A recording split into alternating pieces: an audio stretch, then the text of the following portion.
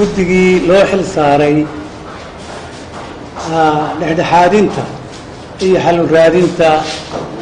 khilaafka golaha shacabka ka dhacay oo la magacaabay taariikhdu markay ahayd 17 bisha 3 2018 warbixintii uu ilaa hadda soo ururiyey wixii uu ilaa hadda qabtay waxaa inoo sheegi doona oo idiin akhriyi doona senator mashruuc waxaan leeyahay miidiyaha hal arrin ayaan kula dardaarmaya waxaynu ka hadlaynaa aynu xalka u raadinaynaa waa dalkeenna waa dadkeenna waxaa lagama maarmaan ah inaan ereyga aynu maqleeha press waa free waa madax bannaan yahay waa siduu doonu yeela arrintaasi cid taa samaysaa ma jirto cid waliba dalkeeda arrimihiisa ayay ku xirtaa kolkaa waxaan idinka codsanayaa xasaasiyaad iyo xanaf waxaan lahayn inaydun samaysaan oo dalkiina mar kastaba ka fikirtaan aad iyo aad baad u mahadsantihiin waxaanan ku soo dhawaynayaa mashruuc inuu idiin akhriyo waad mahadsantihiin baarlamaanka federaalka Soomaaliya golaha aqalka sare guddiga aqalka sare ee xal u raadinta khilaafka soo kala dhaxgalay golaha shacabka baaqa koowaad iyadoo la tixraacayo go'aankii guddiga joogtada ahaa ee aqalka sare nambarkiisu ahaa 134/18 soo baxay Maarso 17 2018 kaasoo lagu magacaabay guddi ka qayb qaata xal u raadinta khilaafka soo kala dhaxgalay guddoonka golaha shacabka iyo xildhibaanada kala taageersan iyadoo guddigu wali shaqadii ku guda jiro ayaa waxa uu arkay inay muhiim tahay in ummadda Soomaaliyeed la wadaago waxa uu qabsoomay ilaa iyo hadda iyo halka ay wax marayaan guddiga isagoo gudanaya waajibaadka dastuuriga ee ku cad qodobka 61aad farqadiisa koowaad waxa uu guda galay gudashada xilka loo igmaday guddiga waxa uu kulamo kala duwan la qaatay dhammaan madaxda qaranka oo ay khusayso xal u raadinta khilaafka soo kala dhaxgalay golaha shacabka baarlamaanka federaalka Soomaaliya mas'uuliyiinta guddigu kulanka la qaatay waxa kamid ah mudane maxamed cabdullaahi maxamed farmaajo madaxweynaha jamhuuriyadda federaalka Soomaaliya mudane maxamed sheekh Usmaan Jawaari gudoomiyaha golaha shacabka baarlamaanka federaalka Soomaaliya mudane cabdiwali sheekh ibraahim muudey gudoomiye xigeenka koowaad iyo mudane mahad awad gudoomiye xigeenka labaad ee golaha shacabka iyo mudane xasan cali khayre wasiirka koowaad ama ra'iisul wasaaraha xukuumadda federaalka Soomaaliya la kulanka gudoomiyaha golaha shacabka iyo gudoomiye xigeenka labaad Maarso 17 2018 guddigu waxa uu kulamo la qaatay gudoomiyaha golaha shacabka iyo gudoomiye xigeenka labaad falanqayn iyo xog waran ku wajahan sida khilaafku ku bilowday iyo sida ugu habboon ee xal looga gaari karo guddigu waxa uu gudoomiyaha ka codsaday in loo hoggaansamo shuruucda u yaal golaha shacabka sida xeer hoosaadka iyo xeer hoosaadka golaha shacabka baarlamaanka federaalka Soomaaliya iyo dastuurka ku meel gaarka ah ee dalka guddiga gudoomiyaha iyo gudoomiye xigeenka labaad ee golaha shacabka waxay isla qaateen in ay muhiim tahay in la qaato mas'uuliyad wadareed ku wajahan in dalka laga badbaadiyo wax kasta oo dhaawici kara deganaanshaha siyaasadeed iyo midda amni ee qaranka gudoomiyaha golaha shacabka waxa uu guddiga ka ballan qaaday inuu aqbalayo sharciyada mooshinka muranka dhaliyay diyaarna u yahay in lagu kala baxo si waafaqsan xeer hoosaadka golaha shacabka iyo dastuurka dalka gudoomiyaha golaha shacabka waxa uu ka codsaday guddiga in lagu soo celiyo xaaladda amniga xarunta golaha shacabka sidii uu ahaa khilaafka ka hor Maarso 18 2018 gudoomiyaha golaha shacabka waxa uu ku dhawaaqay inuu aqbalay sharciyada mooshinka laga keenay la kulanka gudoomiye xigeenka koowaad ee golaha shacabka ay guddiga la kulmeen Maarso 17 2018 wax yar kadib markuu guddigu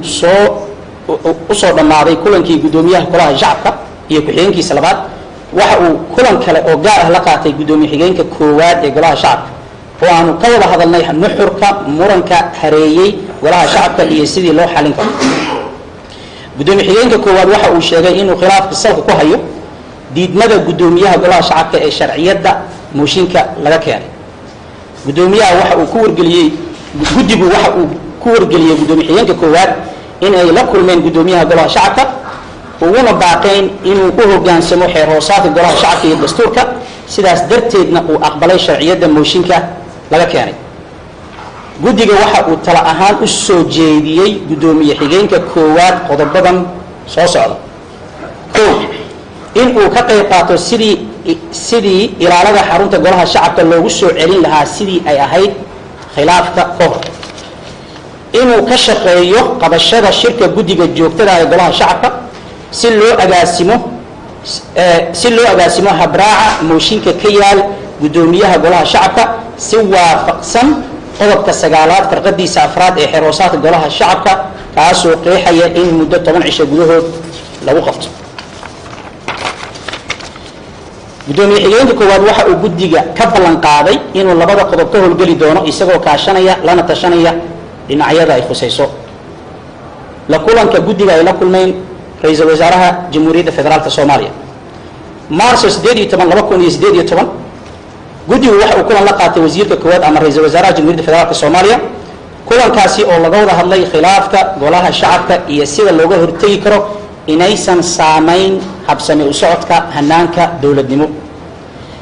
guddigu waxa uu ku tala bixiyey in lagu celiyo xaaladda amniga ee golaha shacabka sidii ay ahayd khilaafka ka hor. ra-iisul wasaaraha waxa uu ballan qaaday inuu ka howlgeli doono sidii loogu soo celin lahaa ilaaladii hore ay u joogtay xarunta golaha shacabka, arrinkana kala xiriiri doono taliyaha ciidanka booliska. la kulanka guddiga ay la kulmeen madaxweynaha jamhuuriyadda federaalka soomaaliya. guddigu waxa uu warbixin buuxda oo ku saabsan xaaladda khilaafka golaha shacabka soo kala dhexgalay la wadaagay madaxweynaha jamhuuriyadda federaalka soomaaliya, sida go-aanadii ka soo baxay shirkii guddiga joogtada ee aqalka sare ee looga hadlay arrimaha golaha shacabka iyo magacaabista guddiga aqalka sare iyo dhammaan shirarkii uu la galay dhinacyada ay khusayso guddigu. guddigu waxa uu madaxweynaha ka codsaday inuu soo farageliyo kalana shaqeeyo guddiga sidii xal waara loo gaari lahaa khilaafka golaha shacabka. madaxweynaha jamhuuriyadda federaalka soomaaliya waxa uu ballan qaaday inuu ka qayb qaadanayo doorkiisa dastuuriga ah si loo xaliyo khilaafka golaha shacabka.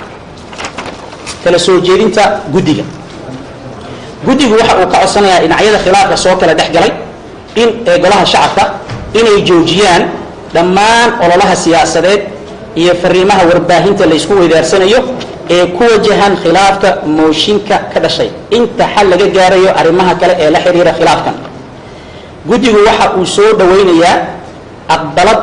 aqbalaadda guddoomiyaha golaha shacabka uu aqbalay maarso 18 2018 sharciyadda mooshinka khilaafka dhaliyey.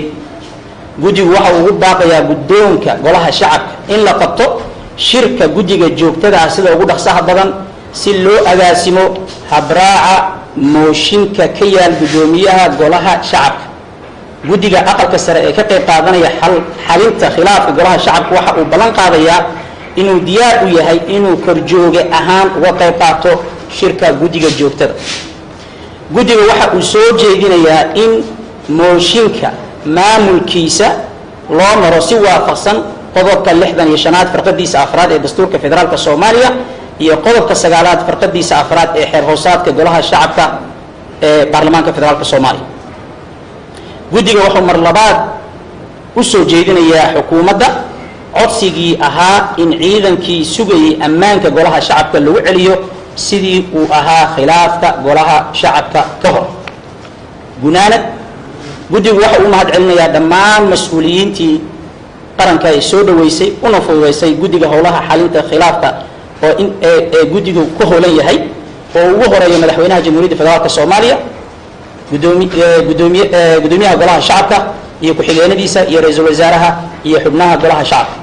guddigu waxa uu mahad gaar ah u soo jeedinayaa xildhibaanada, senatarada, bulshada rayidka, culamaa diinka, iyo haldoorka Soomaaliyeed ee dibad iyo gudaba talooyin wax ku ool ah u soo gudbinayay inta uu gudiga ku jiray shaqadiisa qaran. Ama santiin